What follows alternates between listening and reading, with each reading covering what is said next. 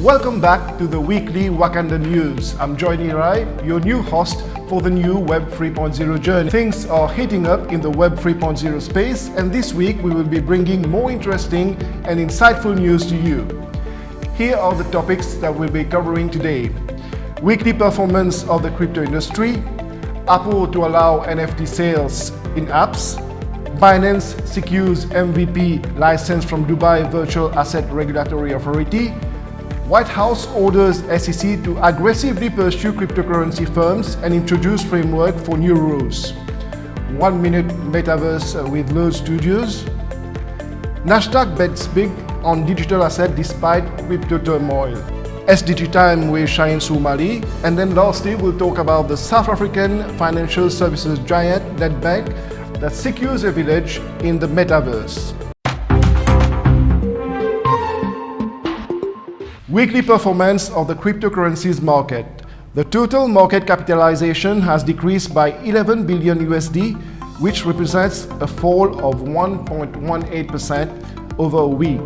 Bitcoin decreased by 1.53% from the last week, falling to 18,714 USD this morning. Ethereum is down by 4.26%. One Ethereum is now priced at 1,281 USD. Ripple has known an increase of 3.83%. Cardano has known a decrease of 4.31%. Solana an increase of 1.38%. Polkadot down by 1.11%. Dogecoin a fall of 0.02%. Polygon down by 1.44%. Now let's take a look at the market capitalization of the stable coins.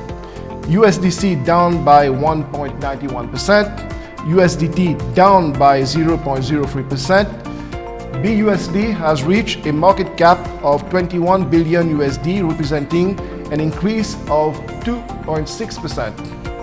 DAI is up by 0.15%. TUSD, the total market cap, has decreased by 6.42%. Metaverse crypto prices now. Cents down by 2.06%, Mana down by 3.43%. Metaverse crypto market cap, Cents a decrease of 3.58%, Mana a fall of 4.01%, and in the GameFi industry, Axie Infinity down by 2.96%. Let's now take a break.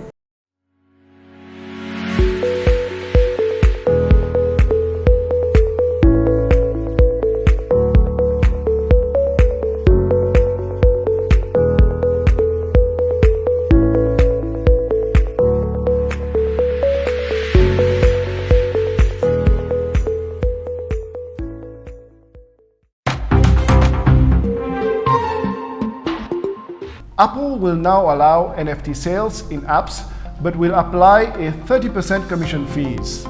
Apple is standardizing acceptance of NFT-based apps to be available on the Apple Store.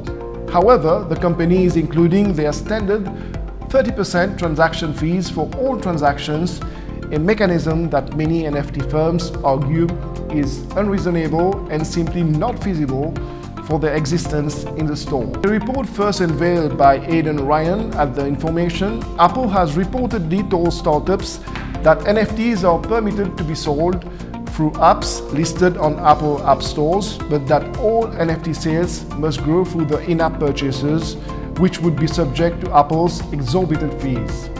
As Ryan aptly notes, this has forced young projects and platforms to limit functionality in-app in an effort to dodge the 30% fees, despite the fact that Apple plays no part in facilitating those transactions outside accepting a respective app's presence in the App Store.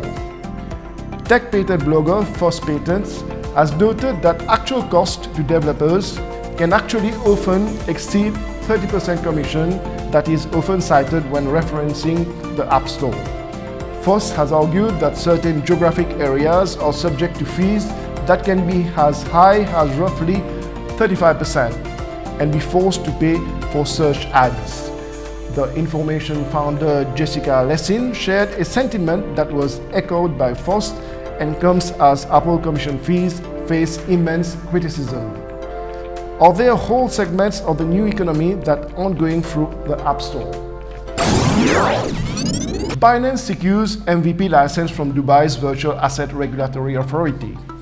Binance, the leading global blockchain service provider, has received the minimal viable product license from Dubai Virtual Asset Regulatory Authority, the VARA, following the issuance of its provisional license in March 2022. The MVP license means that Binance can now offer an approved range of virtual assets-related services to suitably qualified retail and institutional investors in Dubai within its internationally benchmarked legislative framework for virtual asset service providers. Committed to strong investor and market protection principles, Binance will cater to a clientele approved by VARA and who can now benefit from the local banking channels unlocked by this first-of-its-kind regulatory license. Users will benefit from increased level of consumer protection by trading on a regulated platform under the supervision of VARA in Dubai. Changpeng Zhao, founder and CEO of Binance, commented, "At Binance, we welcome regulations that are globally consistent, enable responsible innovation, protect users, and give them choice." VARA's unique operating model is setting a benchmark for the global industry, and this most recent registration is an acknowledgement of our compliance and safety processes in the new regulatory framework. We strongly believe that there is a significant opportunity to work with our industry peers to develop consistent implementation standards around the world, as we have been doing in Dubai. On Saturday last, Binance has lighted the Burj Khalifa with its colors. Let's see this amazing clip.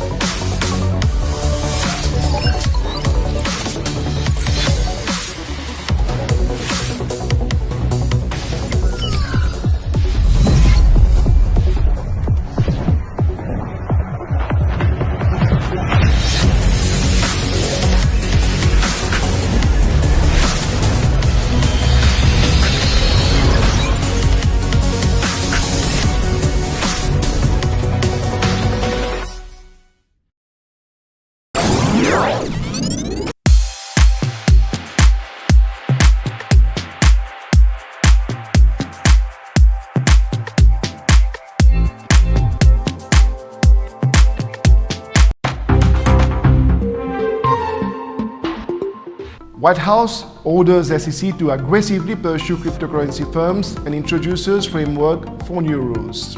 The White House isn't playing around with cryptocurrency companies. The Biden administration has not only presented a framework for new rules to rein in the Wild West of the nascent market, but is also actively encouraging regulators to aggressively pursue those that break the law.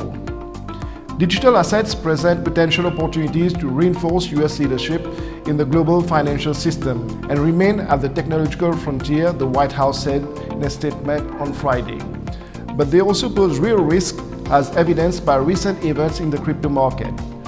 The May crash of the so-called stable coins and the subsequent wave of insolvencies wiped out over $600 billion of investor and consumer funds.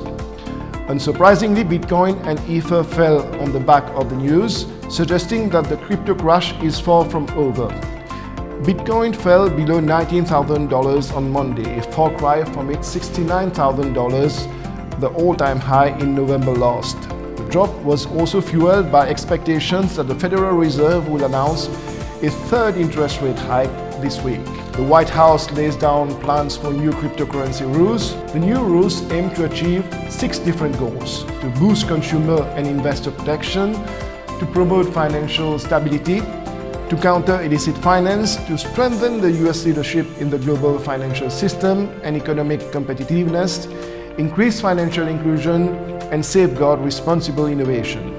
Now let's welcome back the metaverse specialist Ishant Ayadasen from Load Studios.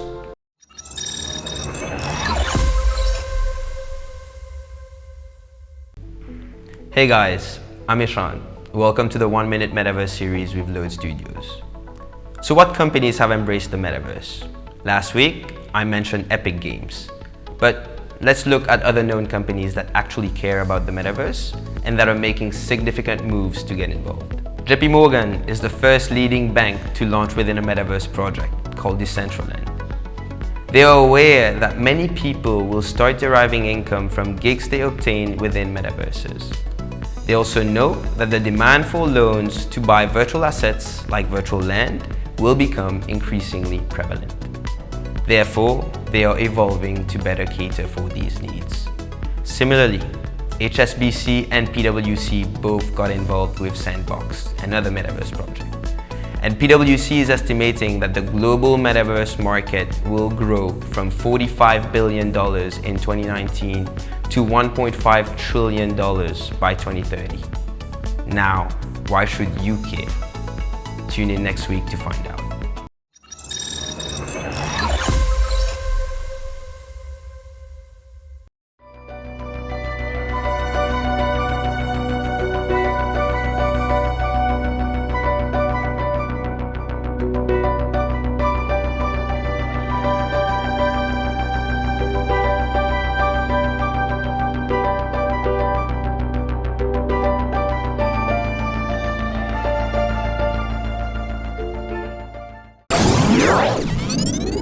Nasdaq bets big on digital assets despite crypto turmoil. Nasdaq Inc. is placing a big bet on the cryptocurrency market with the launch of a digital asset business that is aimed at tapping institutional investors. The new unit, Nasdaq Digital Assets, will offer custody services for cryptocurrencies, including Bitcoin and Ethereum, potentially pitting it against firms such as Coinbase, Fidelity Digital Asset, and Winklevoss twin-owned Gemini that offers similar products. Nasdaq has hired Ira Auerbach, a Gemini executive, to lead the new unit. The stock exchange has also expanded its anti-financial crime technology to detect and curb money laundering, fraud, and market abuse risk, it said in a statement on Tuesday, as the market is constantly on the regulator's radar.